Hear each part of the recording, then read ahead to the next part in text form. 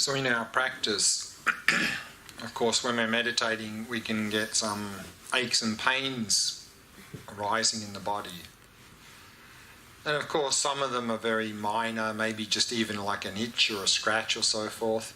So if you have some minor things appearing in the body, to simply avoid our normal habit of just itching, scratching and moving, because that really will create a lot of distraction in our meditation. So for those, just let them be and they'll pass.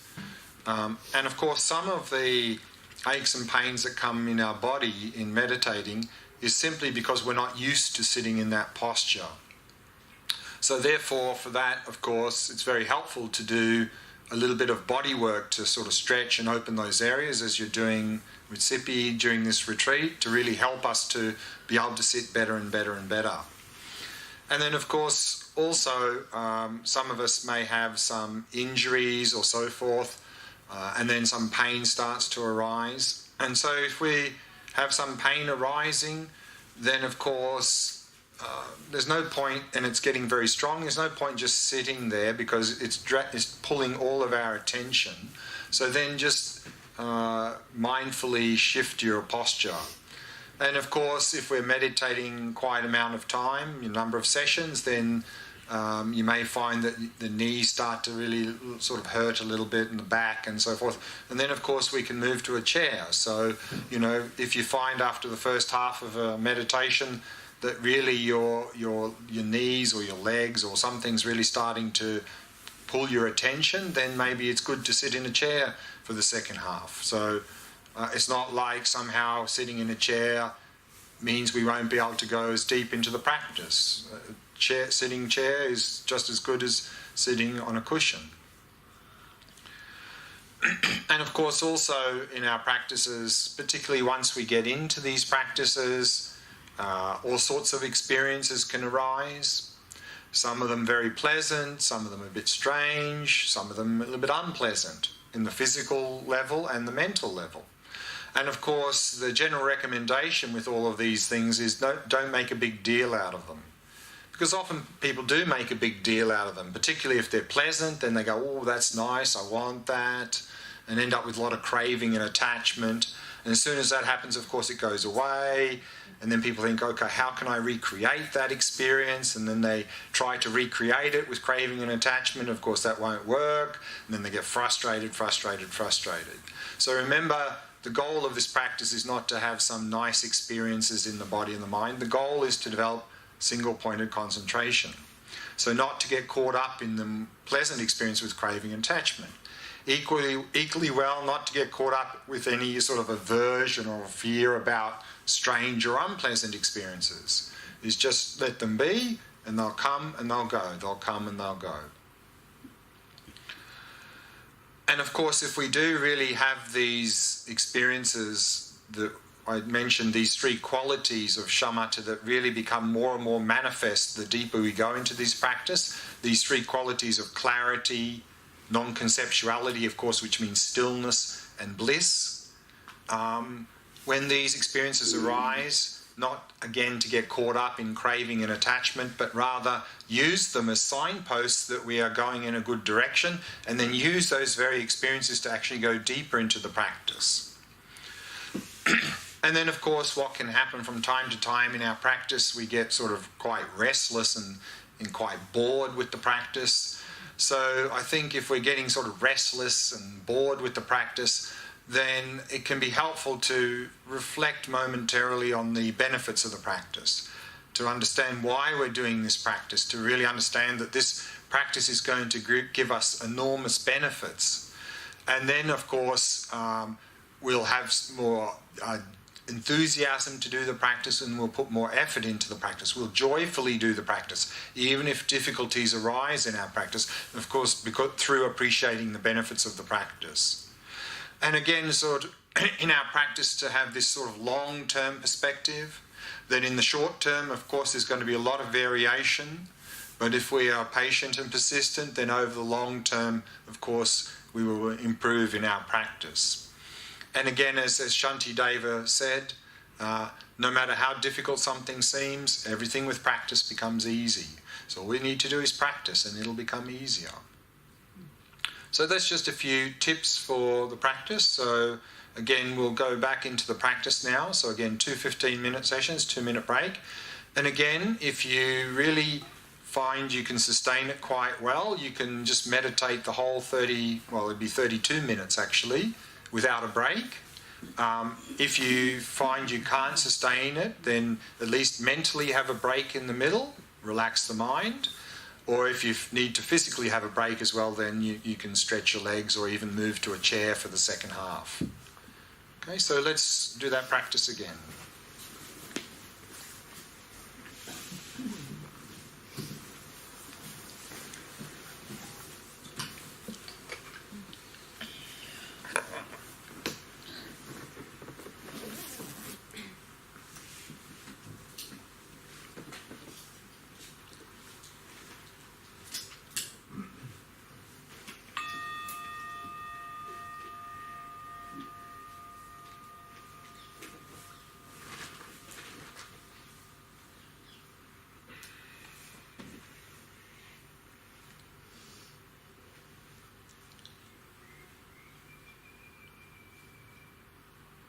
So in our own time, we can prepare our body and mind. And don't rush the preparation. Take as much time as you need. And when you've established that calm and relaxed body and mind, then move to your object of practice. And again, sustaining it with mindfulness.